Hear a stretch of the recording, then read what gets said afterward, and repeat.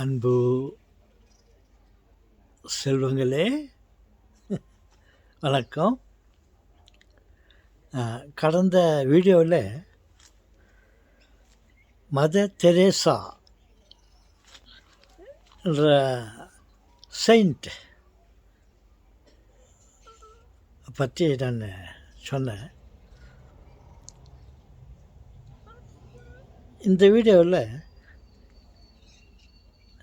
தொடர்ந்து இன்னும் அவங்கள பற்றி சில குறிப்புகளை சொல்ல நான் ஆசைப்படுகிறேன்.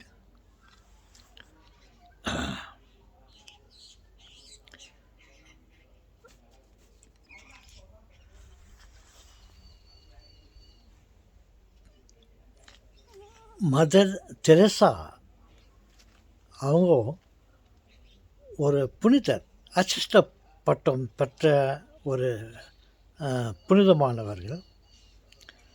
அவர்களை எனக்கு தெரியும். உங்களுக்கு தெரியுமா? எஸ். அவங்க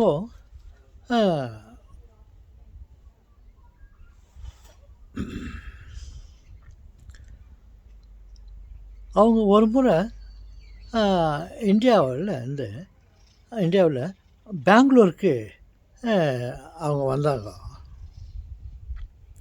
சேக்ரெட் ஹார்ட் சர்ச் என்ற ஒரு தேவ ஆலயத்துக்கு அவர்கள் விசிட் பண்ணாங்க. ஃப்ரெஷர் டவுன் என்ற ஒரு இடத்துக்கு அவங்க வந்தாங்க. அப்போது சேக்ரெட் ஹார்ட் சர்ச்சுக்கு அவங்க வந்தாங்க.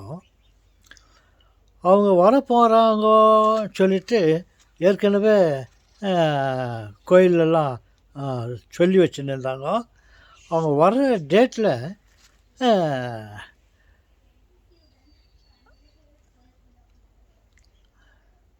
ஒரு நிகழ்ச்சி ஏற்பட்டது.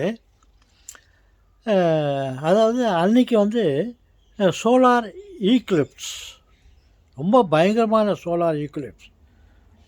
ஜனங்க யாருமே வெளியே வரக்கூடாது. வந்தாக்கா அவங்களுக்கு பல தரப்பட்ட இன்னல்கள் ஏற்படும்.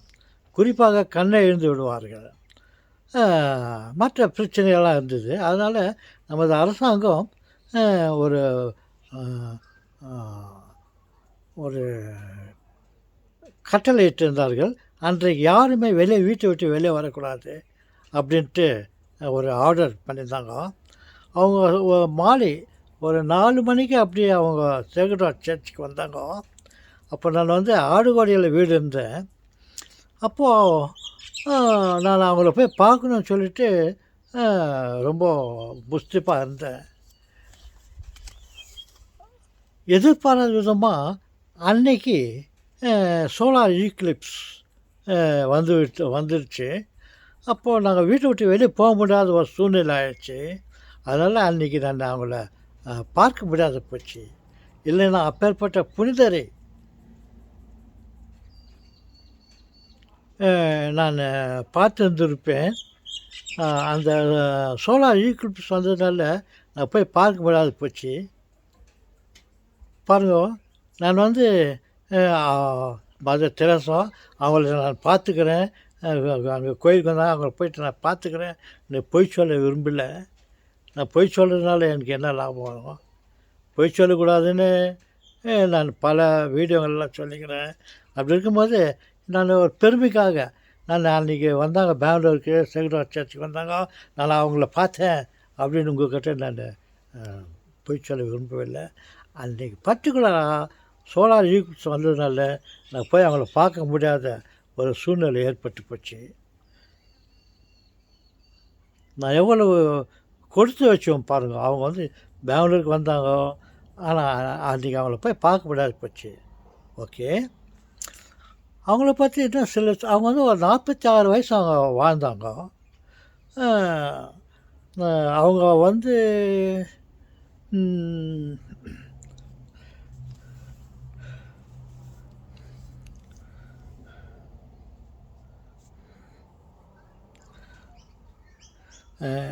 1995 பெங்களூருக்கு வந்தாங்க. சர்ச்சுக்கெல்லாம் வந்து போனாங்க. அவங்கள பார்க்கப்படாத போயிடுச்சு. அவங்க 5th செப்டம்பர் 1997 பெங்களூருக்கு வந்து ஒரு 2 வருஷத்தில் அவங்க இறந்துட்டாங்க. பாருங்க, அந்த அம்மா வெளிநாட்டுக்காரு. அவங்க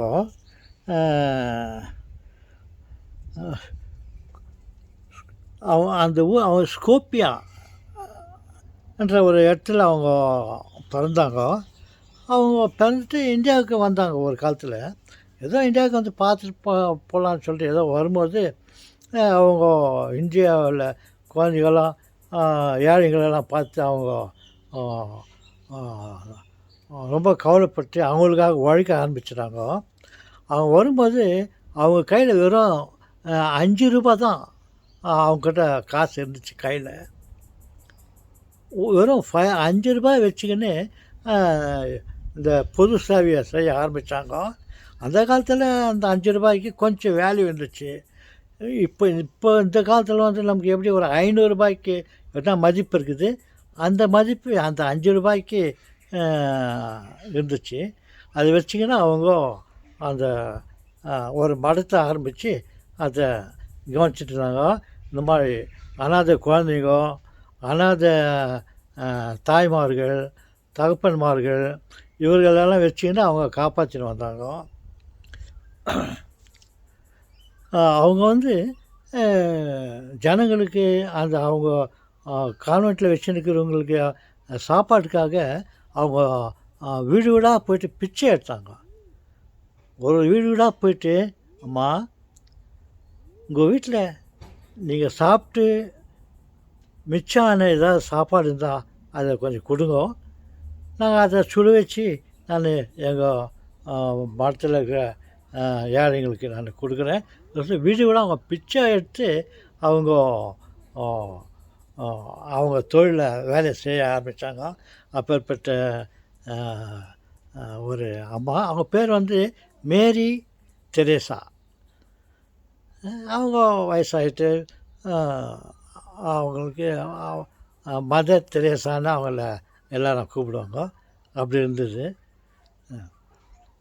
ஓகே உறவுகளே, அவங்கள பற்றி நிறையா பேசுறதுக்கு இருக்குது. போதும். ஓகே, முடிக்கட்டுமா? வணக்கம்.